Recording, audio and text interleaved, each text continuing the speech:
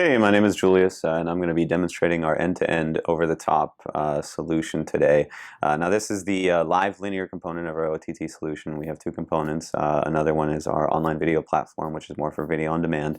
Of course, the two can be combined, but just for demonstration purposes, we're keeping them separate. So keep in mind that this is the live linear component. Now, what you see over here is the front end to this component. So what we do for all of our customers is we build them a customized branded website where all of their viewers are going to go, where they're going to register for an account, subscribe, and also where they're going to be watching that content. So what you're seeing here is a demo. Obviously, all of this is going to be customized to you in terms of color scheme, in terms of logo that you see. But this is going to be basically a central landing page where people can go to view your content. You'll see down here also we have some sample applications. Actually, if you want to try these out, you can get in touch with us, and we'll provide you with a username and password so you can actually check all of these out, because the system does come with an application component. So not only do we build the customized branded website, we also build branded applications for you on all these different platforms, including Roku, Android, iOS, any types of platforms that you want to reach. Now, viewers are going to be coming on this website, and they're going to have a choice from different kinds of packages. So you can choose to customize your offering however you want. You can provide different pricing points for different tiers of subscription, for different subscription terms, and you're going to see those options represented over here. We're going to click on this bi-monthly plan just to show you what the sign-up form looks like. And what you're going to see over here is you're going to see a bunch of different data fields that you can collect from subscribers. Of course, the most important thing is going to be username and password. Each registrant to this system is going to provide their email address and a password that they're going to use to sign into the website and to sign into any of these different applications that we also develop. Now, below that, we have some additional fields that we collect. Most of these are optional. Some of our customers prefer to collect as little information as possible to make it an easy registration sign-up system, but also you can collect additional information like a physical address, phone number, anything you want to collect on a subscriber you can collect. And our billing and CRM system, which we're going to show you in a second, is going to display that information so you have it available for your use. Now, once they've entered all that information, there's a little button down here that's going to take them to the payment gateway. Now, there's different options for that. A lot of our customers use PayPal because it's an easy process. So this button would just take you to PayPal. You enter your PayPal information as a subscriber, and once that payment is processed, we authorize it and we give you access to your account. The other options are platforms like Authorize.net, different merchant providers for credit card integration, which we can also do. So that would be an alternative. You can also provide both as an option for all of your subscribers. And if we scroll back up, we're going to skip the registration process because it's pretty straightforward. So we're going to log in. Click Login and Watch over here. So every subscriber is going to have an account that they can sign in, and we're going to sign in over here and show you. Actually, if you use my account,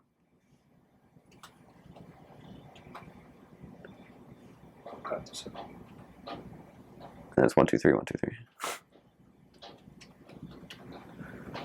So we're going to sign in here into our account. And the first thing you're going to see is you're going to see a list of channels. Now, these are just some sample channels that we're pulling from our satellite head end. Typically, you might have some different types of channels here. You might have some categorization. We can categorize it by country, by comedy, by news, really however you want to do it. So this is kind of a simplified version of it, just for sake of demonstration. But you're going to see all of these different channels here, and we're going to click on one of them just to show you how this looks to a viewer. So you're going to see this player over here, and what's going to be playing at the top is the live broadcast. So this is the real-time live linear channel that viewers can watch. Right below that player, we have what's called our DVR, our cloud DVR system. And what this system does is that it actually archives all of the live linear channels, typically for up to 72 hours, and it creates video-on-demand content from that. So we archive it, we chunk it up into blocks or based on a schedule, and we make that available as VOD, so you can actually navigate below. And viewers can go back, they can watch some content that they missed. If they missed a program, from yesterday at a certain time, they can just navigate through, find that, they click on it. It's just like a video on demand file. They can cycle through it. and watch it and catch up on missed content. Now this is also all available through our applications as well. So on Android, on Roku, this DVR system is also going to make all of this content available to them. I should also mention that the player, all of these players, they're also mobile compatible. So in addition to being able to use the applications, if they're coming from Android or iOS, they don't necessarily have to. They can actually visit this from a Google Chrome on an Android device or Safari on an iOS device, sign in just through the browser and watch all of these streams, and all of this is still going to be compatible. We scroll up, there's some additional account management features. If we click on the dashboard over here, this is where a user can go manage their account. They can view their transaction history. This is an account, this is my account. I created this through the backend system, so this didn't go through PayPal. But normally if it goes through PayPal, you'll see an itemized list of all the different transactions that have taken place every time a payment is made. There's a transaction record of it, and that subscriber can access that information. They can click here to update their profile, edit their information. They can update their password over here, which they use to sign into the system. And finally, they can submit a support ticket, which we would integrate with your email. So any of your viewers can contact you through this little sign-up form over here if they have any questions or concerns. Now we're going to migrate over here to the administration panel, and this is where you're actually going to manage all of your content, all of the content that appears on all of these different platforms and devices, and you're also going to manage all of your users through our billing and CRM system. So we're going to click on sign in over here, and you'll see the first page that we see is some basic statistics about the registration portal, the website itself. Here you can kind of track how many viewers are coming into the website, how many of them are new viewers, how many are recurring viewers, and you can kind of customize your date ranges and how that data is displayed over here. So this gives you kind of an impression of how many people are actually coming to this website. Now on the top left over here, we're going to have our content management system, and this is what's going to let you actually manage which channels appear on the website in all of these different applications. So you're going to see here, this is the process for submission for a channel. And these tend to vary a little bit system to system, depending on the unique requirements of our customers. But this is just an example. So over here, you would enter a channel name. You can upload a logo.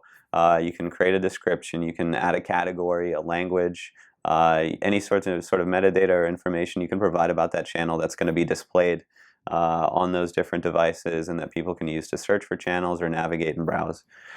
Also, you would enter here the HLS URL if you're using a third-party source. Typically, though, our customers are using our CDN for a variety of reasons, so we actually typically help them configure this.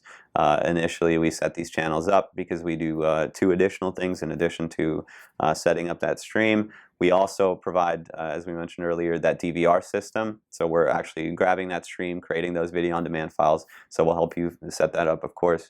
And then also we provide security, which is a crucial component to the system, right? Because when subscribers are coming in, they're paying a monthly rate. If your competitors can theoretically steal your streams, that negates the whole value of a system like this, and essentially cripples your ability to monetize that content. So what we do is we enable security. We use token authentication security, so all of your content is safe, that no one can steal it and replicate it on their platform. Now, moving to the next section over here, you have the ability to sort channels. So this is just a simple sorting functionality. So you can just drag and drop channels, move them to whatever position you want. You can use this drop down up here to do that within each category. So you see a list of all the different categories. So very straightforward, just to manage how those channels are shown on the website and all those different applications. The other section over here, very similar. This lets you sort the categories themselves and what order they appear in. So again, a very simple drag and drop management functionality. Now over here, we're going to move on to our customer admin, our CRM system. So this is what's going to let you manage all of the users, all of the subscribers to the system. Now, as we mentioned, there's the primary way that people come through the system is through the website. So they're coming online, they're seeing the list of packages, they're entering their information, they're creating an account, and they're usually paying through a method like PayPal or through credit card. Typically, in that kind of scenario, they almost never have to interact with anyone. They can just go through the automated process, they create their account, they can start signing in, watching content right away. The other option is for you to actually create different user accounts through this backend admin interface. So you can go in here, you can create an account for a customer. The different applications for this are vary a little bit. So one particular scenario is if you have customers that are paying primarily in cash. You know, in some parts of the world, you know, some people are uncomfortable with credit cards or don't have credit cards. Well, this is going to let you collect cash. You can enter all this information for them, enter the email, enter any other information that you collect, select what type of package you want to provide them access to, and down here, the most important part, you're going to be able to select a date range for which that account is going to be active. So for example, if someone pays you for a year of a subscription in advance, you can set that account to expire exactly a year from now, or a month, or however long they want to pay for. So that's one potential application. Another is some of our customers, they sell the set-top boxes, they sell hardware in conjunction with the subscription, so they bundle those things together. So instead of having their customers register on the website, they create an account for them, link it to that set-top box, and sell that as part of the box. Also, of course, if you have staff members that are using this to test, you might want to create an account for them through this system as well. So that's the other application of this. Now we're going to move over here to this View Update Customer Account section, and this is where you're actually going to see all of the customers, all of the viewers, subscribers that are coming into this system, either through that automated registration system or through this admin panel. So you can scroll down, you can see all of the names and email addresses for the system, and you can see whether they've activated their account on a Roku platform, for example. Now, if we can click on one of these accounts, and let's go on this one over here, View Order Details. If we click on this screen, you're going to see a variety of information about this particular account. So you're going to get that user's username, you're going to get that user's password to the system. You can see whether they've signed in from any of these devices, so whether they've used the Roku app, the Android app, the Fire TV app. It's going to show over here that they've registered their account on one of those devices. Also down here you have a payment history, so you can see all of those transactions. So every month that they make a payment, you have a record of it, you know exactly when they've made a payment, and if they've canceled, it shows up over here in the transaction record, and you have a way to cross-reference that with your PayPal or with your authorized.net account. If we scroll down here a little bit, you can see the account details. So this is all the information that we collect: the registration, physical address, phone number. If we need to get in touch with the subscriber, we can collect all of that information so that you have it at your disposal. Down here, you can add a quick memo. So if you have an interaction with this customer, let's say they call in with a question or a billing concern, things like that, what you can do here is you can make a note of it, you can save it to this account, so that in the future, if any of your staff members access it, they have a record that interaction occurred. Finally, down here, you can activate this account, or you can cancel an account manually as well. Now, if we scroll back up and move on to the next section, we have a section over here for non-confirmed accounts. So what we do typically is we send anyone that subscribed a verification email, make sure that their email is accurate. If they don't answer that email, they're going to land over here in a sort of limbo, and you're going to see a list of those accounts. So you can either reach out to them or you can verify their account manually so they can finish their registration. Finally, deactivate customer account. This is a little bit different from canceling an account, which you can do directly from a user's page. This actually deletes it permanently from the record. So you typically would only use this if you've made a mistake at registration or for some other reasons, because this is going to delete all of the transaction records and all of the personal information from that account from the database as well. Over here, we're going to move on to the next section, and this is going to actually let you manage different types of discounts. So what we have on the registration page when a subscriber actually signs up, there's a little box that says enter a coupon code. Now what you can do from this backend system is you can actually create custom coupon codes. So we give you a couple of different options for that. So you can, for example, you can give someone a free trial, and you can choose the term of that free trial just by the way that you structure that coupon code. So for example, if you wanted to give someone a month-long free trial, you would put this little prefix 88 in front of your coupon code, and after that you can put any string of text you want. And anyone that uses that coupon code is going to go through that registration process. They're still going to have to provide their payment information, so we're going to verify that they have accurate payment information, but we're not going to start billing them until that period has passed. So if they get a free month, they get a free month, and if they don't cancel during that period, we start billing them for the full term as soon as that free trial expires. The other option is to do a percentage off the total monthly rate, which you can select over here. So you can enter the coupon code in this little box. You can set an expiration date if you wanted to expire at a certain date. And also you have that option of adding that percentage off. Now the nice thing about this is you can track exactly how many times each coupon code gets used. So you're going to see in this column over here, every time someone uses that coupon code, it's going to show up, and you're going to know that they were a successful conversion. So one of the ways that our customers actually use this is if they're using different advertising channels or different resellers, for example, they can provide them with different coupon codes, and they can get a very nice impression of how many people are coming through different channels and actually converting into paid subscribers. Now if we move on over here, the next section is our billing and reporting section. So this is going to give you an overview of the financial aspect of all of these accounts. And what you can do is here is you can sort by different parameters. So we're just going to extend the date range over here, and we're going to get a full list of all of our most recent accounts over here. And again, we can scroll through them. But what's important over here is you can see the exact status of each account. So there's different statuses depending on how a user comes into the system and how they interact as a subscriber. You'll see over here, these are created by admin accounts, and in red, the date expired on them. So those accounts were created, but they expired. These are active, created by admin accounts, so they still have access to the system. But if we scroll down here, we see this just regular canceled. That means they created their account through PayPal. They were a paying subscriber, but they canceled their account.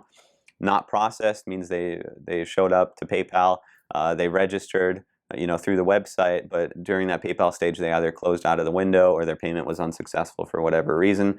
And then you're going to have just regular completed, which means they're active PayPal subscribers that have access to the system. Now, what we can do is we can actually sort by status. So let's say we want to find all of the not processed accounts. Well, we can select that over here. We can press on go, and we're going to get a breakdown of all of the not processed accounts. So these are all people that registered, but they didn't go through the payment stage for whatever reason. So what we might want to do is we might want to reach out to these people, figure out why they didn't subscribe, get in touch with them, and figure out what we can do to convert them into paid subscribers. So this is a really nifty feature for being able to do that.